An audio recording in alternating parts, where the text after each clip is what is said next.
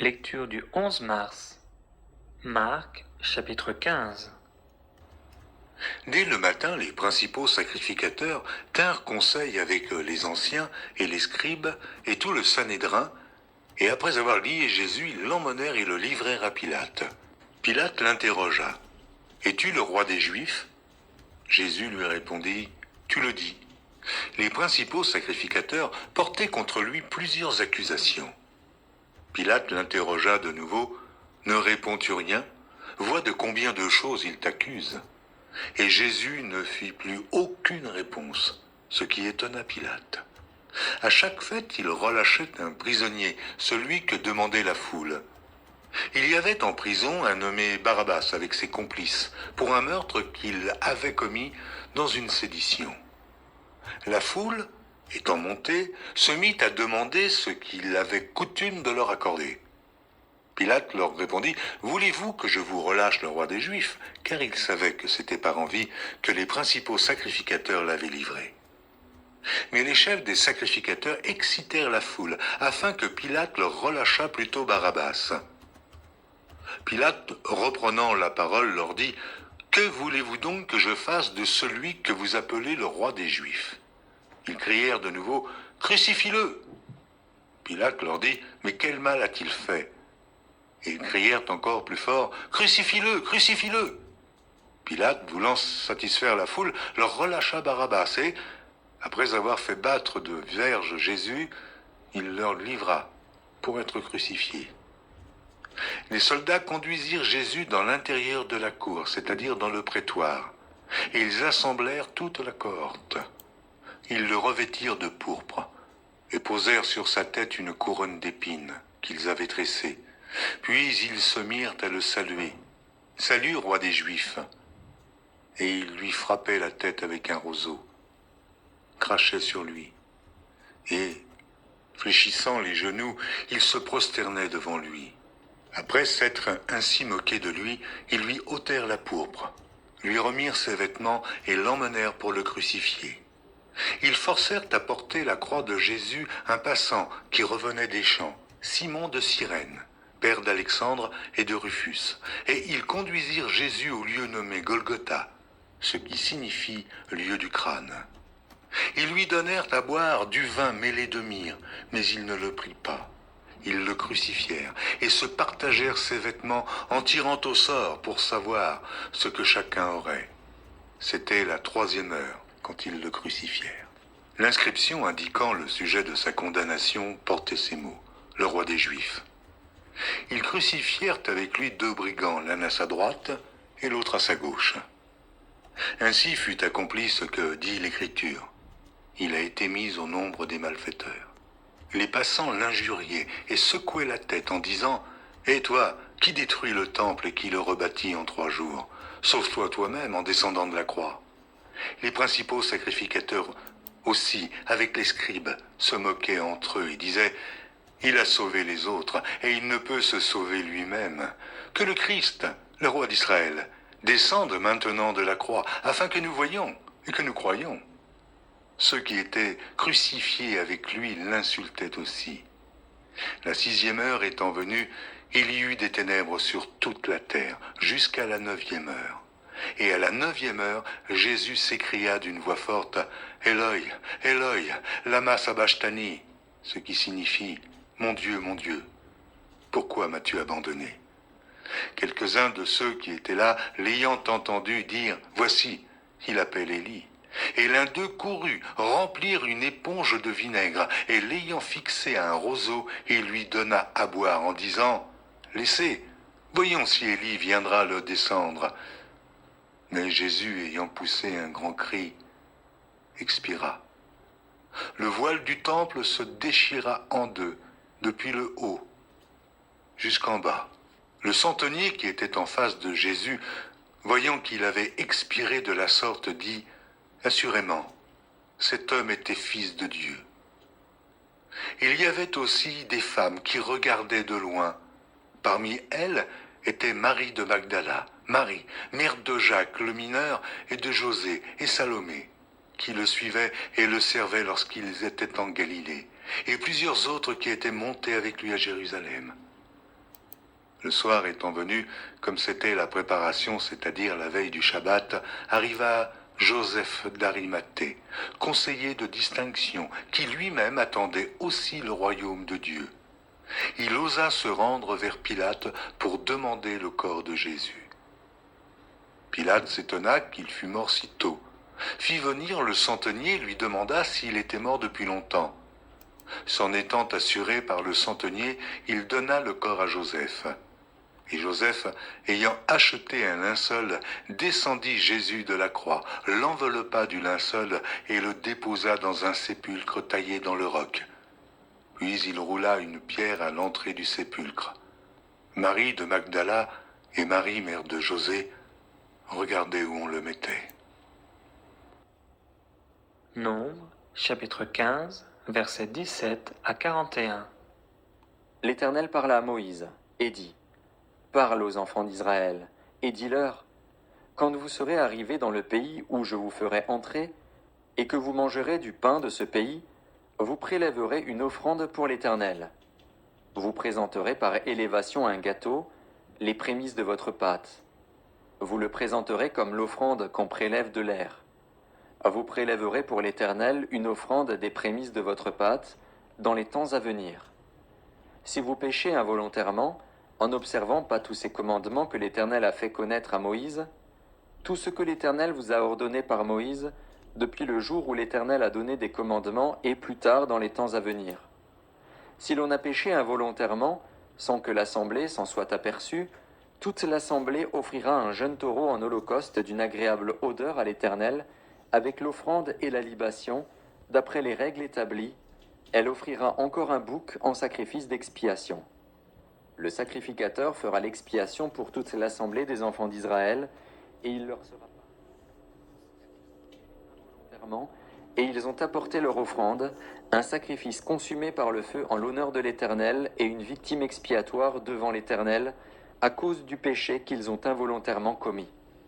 Il sera pardonné à toute l'assemblée des enfants d'Israël et à l'étranger en séjour au milieu d'eux, car c'est involontairement que tout le peuple a péché.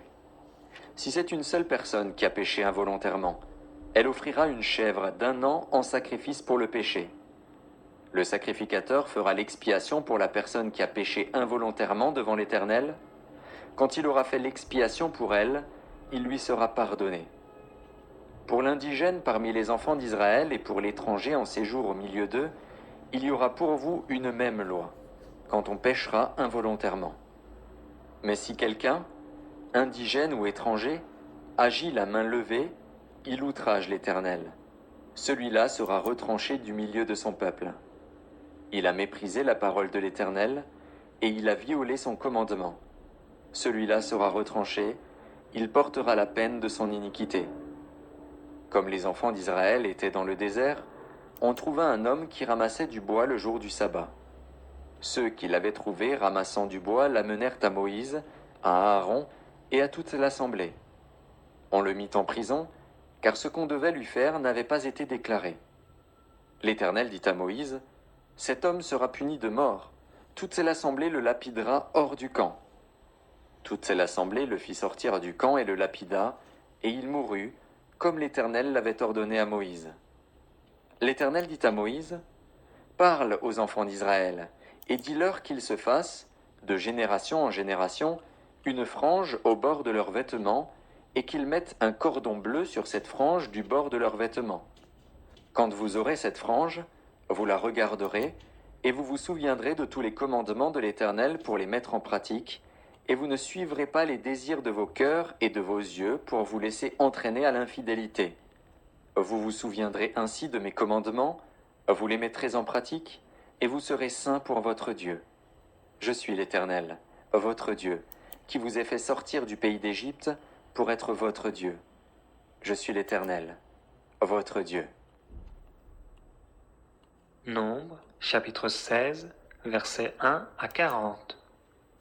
Coré, fils de Jitséar, fils de Kehat, fils de Lévi, se révolta avec Dathan et Abiram, fils d'Eliab, et On, fils de Pélet, tous trois fils de Ruben.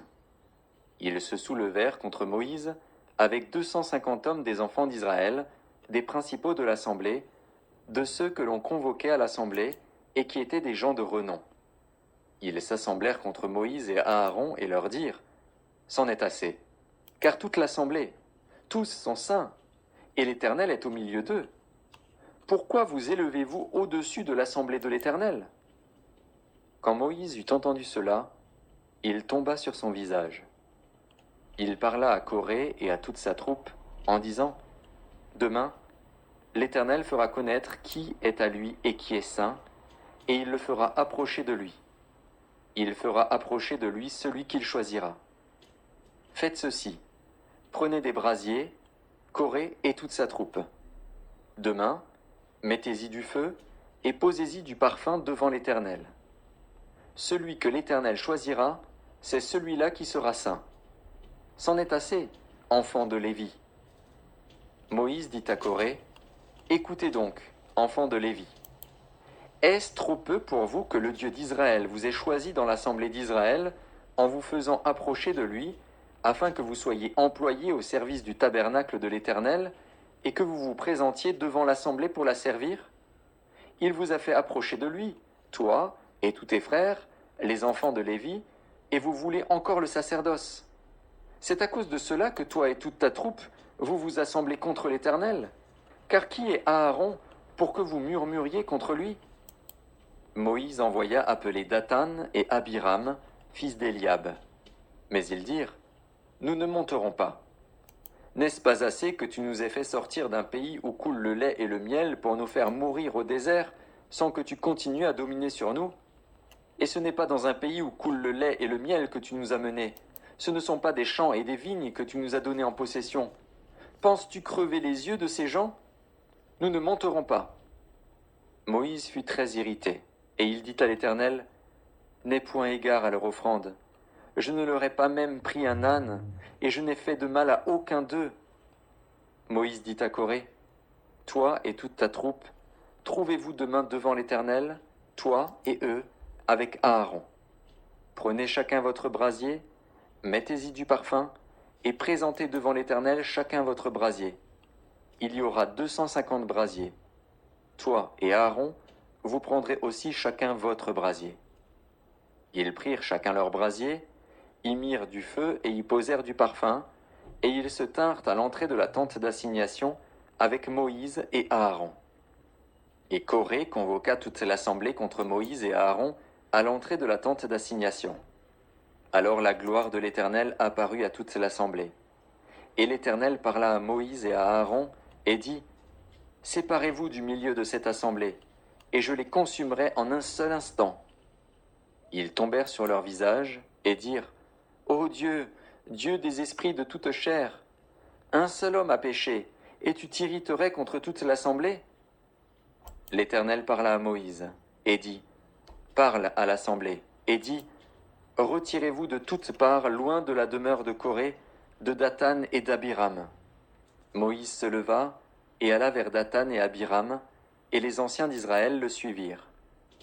Il parla à l'assemblée et dit: Éloignez-vous des tentes de ces méchants hommes, et ne touchez à rien de ce qui leur appartient, de peur que vous ne périssiez en même temps qu'ils seront punis pour tous leurs péchés. Ils se retirèrent de toutes parts loin de la demeure de Coré, de Dathan et d'Abiram.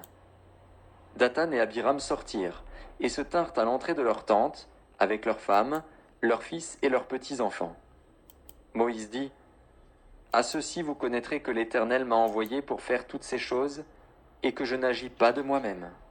Si ces gens meurent, comme tous les hommes meurent, s'ils subissent le sort commun à tous les hommes, ce n'est pas l'Éternel qui m'a envoyé.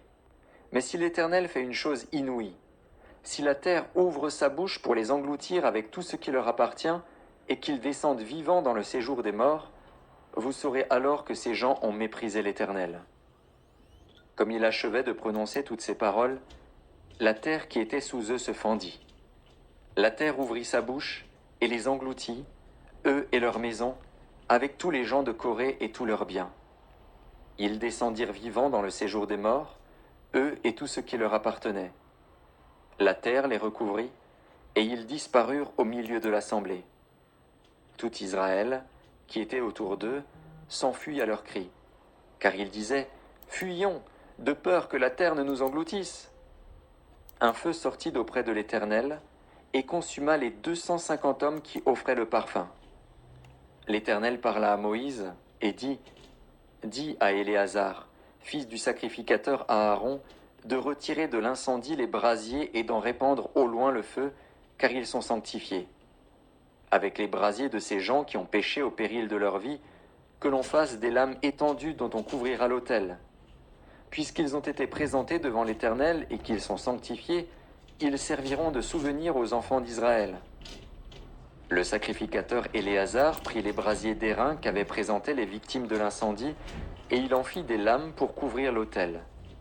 C'est un souvenir pour les enfants d'Israël, afin qu'aucun étranger à la race d'Aaron ne s'approche pour offrir du parfum devant l'Éternel, et ne soit comme Coré et comme sa troupe, selon ce que l'Éternel avait déclaré par Moïse.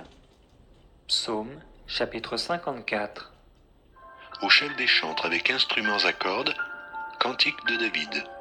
Lorsque les Iphiens vinrent dire à Saül, « David n'est-il pas caché parmi nous ? Ô Dieu, sauve-moi par ton nom et rends-moi justice par ta puissance. Ô Dieu, écoute ma prière, prête l'oreille aux paroles de ma bouche. Car des étrangers se sont levés contre moi, des hommes violents veulent à ma vie. Ils ne portent pas leurs pensées sur Dieu. Voici, Dieu est mon secours. Le Seigneur est le soutien de mon âme. Le mal retombera sur mes adversaires. Anéantis-les dans ta fidélité.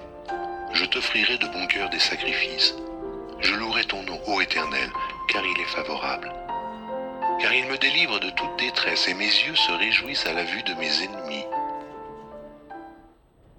Proverbe, chapitre 11, versets 5 et 6. La justice de l'homme intègre aplanit sa voie, mais le méchant tombe par sa méchanceté. La justice des hommes droits les délivre, mais les méchants sont pris par leur malice.